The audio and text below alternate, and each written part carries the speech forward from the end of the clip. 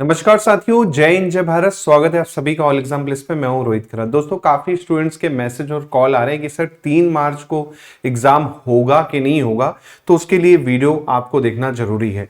जैसे कि आप मेरे पीछे देख पा रहे हैं, तो अभी तक एमपीपीएससी ने ऐसा कोई अपडेट नहीं दिया है कि एग्जाम आगे बढ़ेगा या नहीं बढ़ेगा। लेकिन आपको एक चीज पता होना चाहिए कि काफी जो गेस्ट फैकल्टी थी उन्होंने हाई कोर्ट में रिट पिटीशन दायर की हुई थी कि हमें एज रिलैक्सेशन मिले।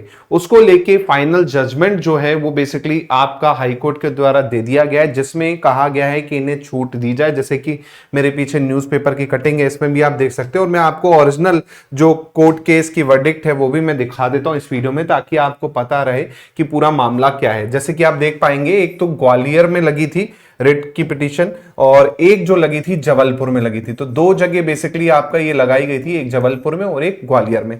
तो इसमें कहा गया था कि हाई कोर्ट की एकल पीठ ने सहायक प्रधान की भर्ती परीक्षा को लेकर अहम फैसला सुनाया है कि 2022 में जो हमारा नोटिफिकेशन आया था उसमें आयु सीमा में 10 साल की छूट जो है बेसिकली दी जाए, है ना। इसमें ये चीज कहा गया है कि काफी लोग जो होंगे, जो गेस्ट फैकल्टी है, जो ऑलरेडी काफी टाइम से अपनी सेवा दे रही है ना, तो वो बाहर हो जाती।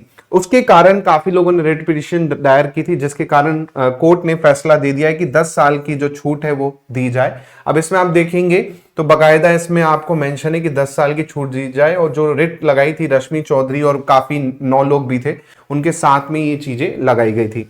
अब यहां पर जो पहले था कि 43 ईयर पुरुष के लिए था और 48 जो था आपका महिलाओं के लिए था। अब 10 साल बढ़ के 53 और 58 ईयर हो जाएगा फॉर्म का, जो गेस्ट फैकल्टी हैं एज अ वर्क कर रहे हैं उनके लिए, है ना। इसके अलावा भी आप इसमें देख पाएंगे कि भाई अतिथि शिक्षकों को आयु सीमा में 10 साल की छूट ये कही गई है। इसके अलावा भी आप देखेंगे कि 3 मार्च को होगी सहायक प्रधान भर्ती परीक्षा। लेकिन अब बड़ा सवाल ये आता है कि जिन्होंने अभी तक फॉर्म नहीं भरे हैं तो उनका क्या। और ऐसे तो बहुत सारी गेस्ट फैकल्टी है, जरूरी नहीं है कि जिसने रिट लगाई हो वही बस एलिजिबल होगा। क्योंकि अगर आप इसका जजमेंट पढ़ेंगे, जैसे कि मैं आपको दिखा दूं, ये केस स्टेटस है। अगर आप सर्च करना चाहें तो आप हाई कोर्ट की साइट पे ग्वालियर वाला करके आप सर्च कर सकते हैं। 1107 नंबर केस नंबर है ना। इसमें पूरा आपका मेंशन किया गया है कितना क्या है, आप देख पाएंगे यहाँ पर। जैसे कि आप इसके जजमेंट में जाएंगे, ये आपका जजमेंट आ जाएगा, जिसमें रश्मि चौधरी और वर्सेस बाकी आपका दे रखे हैं। इसके अलावा और भी पिटिशनर थे जिन्होंने लगाई थी यहाँ पर। तो इसका आखिरी पेज जब आप पढ़ेंगे यहाँ पर, जी हाँ, आखिरी पेज जब आप इसका पढ़ेंगे जजमेंट का, फाइनल जजमेंट जो है, उसमें आपको चीजें क्लियर मिल जाएंगी। 21 नंबर पॉइंट जब आप पढ़ेंगे यहाँ पर, on the basis of cumulative analysis and discussion made above, petitioner made out their case, petitioner succeed and are hereby allowed, petitioner are entitled to avail benefit of age relaxation for pending advertisement of this number। मतलब जो भी advertisement आई थी उसके लिए age relaxation के लिए वो रहेंगे। फिर ये पॉइंट आप यहां पढ़ेंगे जब, जहां पर लिखा गया है कि if online window is open, petitioner may submit their examination form, if it is not, then MP Public Service Commission is direct to accept examination form of petitioner or other similarity placed person as allowed to avoid multiplicity of litigation। मतलब अगर आपने अभी तक open नहीं किया है तो आप डायरेक्ट क्या कर सकते हैं, एक्सेप्ट कर सकते हैं एग्जामिनेशन फॉर्म। इसके साथ साथ देखा गया कि अदर सिमिलरिटी, मतलब जो और भी लोग हैं जिन्होंने बेसिकली इसी कैटेगरी में आते हैं, गेस्ट फैकल्टी की कैटेगरी में आते हैं और ओवर एज हैं, तो उनके लिए भी आप क्या कर पाएंगे, एक्सेप्ट कर पाएंगे। फिर अगला इसमें पढ़ेंगे कि this made clear that case of petitioner writ petition number this और अपीयर डिफरेंट। एक और किसी ने भी यहां पर पिटीशन लगाई थी तो उनका केस जो है डिफरेंट है, तो वो have been given the benefit और as relation by this common order. तो एक कॉमन ऑर्डर है जिससे पूरे के पूरे जो पिटिशनर है, जिसके अलावा जो गेस्ट फैकल्टी है, उनको क्या होगा, बेनिफिट यहां पर क्या होगा, मिलने वाला है। तो काफी ऐसे जो लोग हैं उनको यहां पर बेनिफिट मिलेगा। अब सवाल ये आता है कि 3 मार्च को सर एग्जाम होगा कि नहीं होगा। तो अभी तक तो देखिए कोई भी ऐसा नोटिफिकेशन एमपीपीएससी ने जारी नहीं किया है, क्योंकि आपको पता है एडमिट कार्ड की जो डेट दे रखी है इन लोगों ने, एडमिट कार्ड की डेट दे रखी है 25 फरवरी।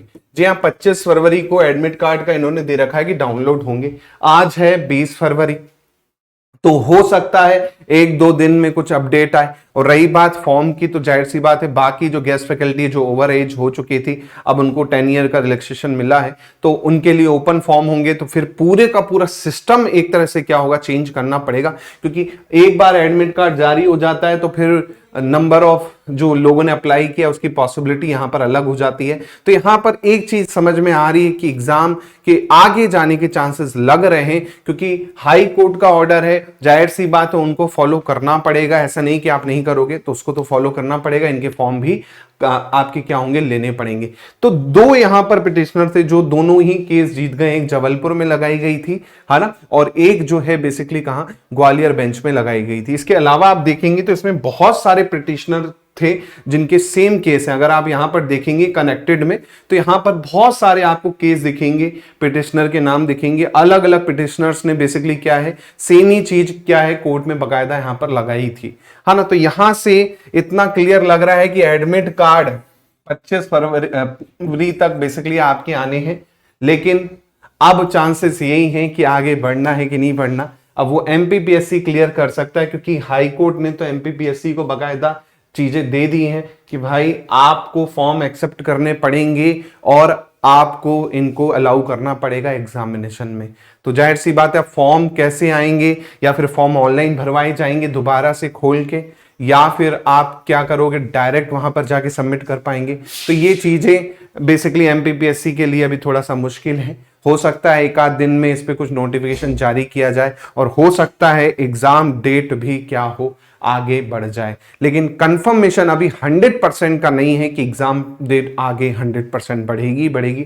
उसके लिए हमें 25 फरवरी तक क्या करना पड़ेगा, वेट करना पड़ेगा, क्योंकि एडमिट कार्ड अगर जारी हो जाते हैं तो फिर तो एग्जाम आपका 3 मार्च को होना तय लग रहा है। अब देखते हैं एग्जाम आपका आगे बढ़ता है कि नहीं बढ़ता, लेकिन आयोग जो डिसाइड करेगा वही होगा। बाकी हाई कोर्ट का डिसीजन आपने देख ही लिया है, पक्ष में है ना। तो 10 ईयर की रिलैक्सेशन मिल रही है, लेकिन फॉर्म जो है आपकी उसमें क्या होगा, अब वो आयोग डिसाइड करेगा कि डेट आगे बढ़ाना है, फॉर्म फिर से ओपन करना है तो सबके लिए ओपन करना है, या केवल कोर्ट केस वालों के लिए ओपन करना है। तो ये चीज तो नहीं होगी, क्योंकि उसमें लिखा है कि सेम सिमिलरिटी के लिए आपको ओपन करना पड़ेगा। तो ये तो चीज है कि भाई फॉर्म बनेगा तो भाई जिसने पिटीशन लगाई उसके लिए भी है, और जो नहीं लगा पाया है पिटीशन उसके लिए भी आपको क्या है, एलिजिबिलिटी क्राइटेरिया है, तो आप अप्लाई कर पाओगे। तो ये चीज होने वाली है। अब ज्यादा से ज्यादा जल्दी अगर क्या करें, एमपीपीएससी कुछ नोटिफिकेशन इस तरह से निकाले, अपनी ऑफिशियल स्टेटमेंट अगर जारी करता है या कुछ विज्ञप्ति जारी करता है, तो हमें कंफर्मेशन मिलेगी। लेकिन फिलहाल आप तैयारी में लगे रहें, और 25 फरवरी जो एडमिट कार्ड का डेट है उसका वेट कर लेते हैं, या हो सकता है एक दो दिन में ही आपका क्या है, इस पे कुछ रिगार्डिंग अपडेट भी जारी हो। तो ये वीडियो दोस्तों से शेयर कर दीजिए जो कर रहे हैं असिस्टेंट प्रोफेसर की तैयारी, और पढ़ाई में आप लगे रहिए, क्योंकि हो सकता है अगर टाइम पे करवाना हो तो टाइम पे एग्जाम करवा भी सकते हैं। जो गेस्ट फैकल्टी उनके क्या कर सकते हैं, लोग फॉर्म डायरेक्ट ले सकते हैं, जैसे कि उसमें जजमेंट में भी कहा गया है। तो ये भी हो सकता है, और एग्जाम आपकी हो सकता है 3 मार्च को ही करवा दी जाए। तो कुछ कह नहीं सकते सर्टेनिटी कि होगा कि नहीं होगा एग्जाम, या आगे बढ़ेगा कि नहीं बढ़ेगा। अभी केवल एमपीपीएससी के नोटिफिकेशन का ही वेट किया जा सकता है। तो जब तक एडमिट कार्ड की डेट पास नहीं आ जाती या कोई नोटिफिकेशन नहीं आ जाता, तब तक तो आप तैयारी में लगे रहिए। मिलता हूं मैं अगले वीडियो में। कोई डाउट लगे तो आप मुझे कमेंट करके बताइएगा, और इसके अलावा और क्या डाउट है तो कमेंट सेक्शन में आप अपना कमेंट कर सकते हैं। मिलता हूं मैं आप लोगों से जल्दी। जय हिंद, जय भारत, धन्यवाद।